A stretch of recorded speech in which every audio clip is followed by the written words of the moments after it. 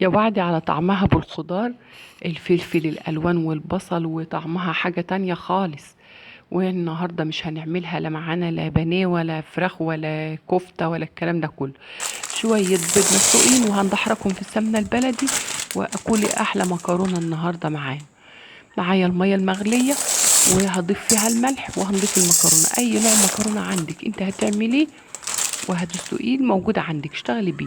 هتسلقيه تسوية كاملة في المية المغلية، ما تسيبهاش فيها كسرة كده ولا قرش ولا الحاجات دي وتقولي هتستوي في الصلصة. ما كنتيش تسلقي المكرونة وتستوي تسوية كاملة، تحسي بقى بالطعم تاني خالص لما بتستوي. انما بتسيبيها بتبقى منفردة كده كل واحدة لوحدها، بس ما بيبقاش لها طعم. انما دي بتسلقها تسوية كاملة، بتبقى طعمها لذيذ وبتاكلي فعلا بتحسي انك بتاكلي مكرونة. سلقتيها وبعد كده صفيها، ما بنحطش لا زيت ولا اي حاجه ليها.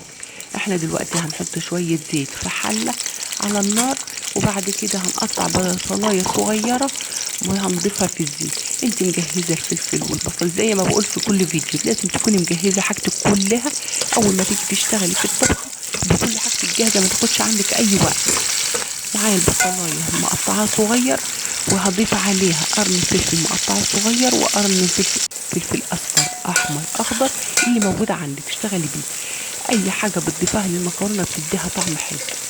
ممكن ما اعملش الفلفل واعمل البصل بس واعمل الصلصه معاه وخلاص. ممكن اعمل الطماطم بس مع الزيت وشويه فلفل اسود وشويه ملح وتبقى خلاص كده المكرونه. هي اسهل اكله بتعمليها وما تاخدش اي وقت. ممكن يبقوا الشباب في السكن كده بيعملوها، هي دي الحاجه الوحيده اللي بيعرفوا يعملوها، لانها اسهل اكله بتتعمل. هتقلبي كل ده، الفلفل الاخضر الاصفر الاحمر لو فيه، وشويه توم. وفيه ناس تعملها بالثوم بس مع الزيت، وتضيفي شويه الصلصه وتضيفي المكرونه برضو. هي لها طرق كتير، المكرونه لها طرق كتير. ممكن بالصلصه دي تعملها الصلصه البيضاء بدل الصلصه الحمراء، زي ما انت عايزه، كل واحده ولها طريقتها. احنا بنقول على الحاجه اللي هتديها نكهه حلوه وطعم حلو.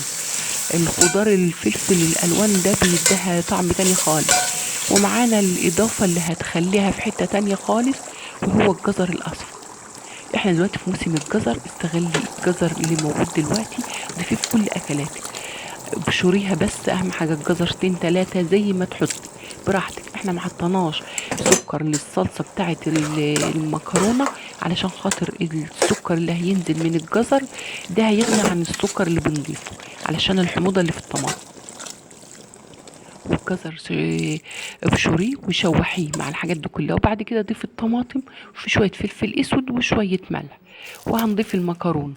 ممكن وانا بسلق المكرونه اعمل التسبيكه على العين التانية على البوتاجاز، يبقى انا ساعه ما اخلص واصفي المكرونه على طول هقوم ضيفها على الصلصه. يا دوب تغلي في الصلصه غلوه وبعد كده تطفي عليها.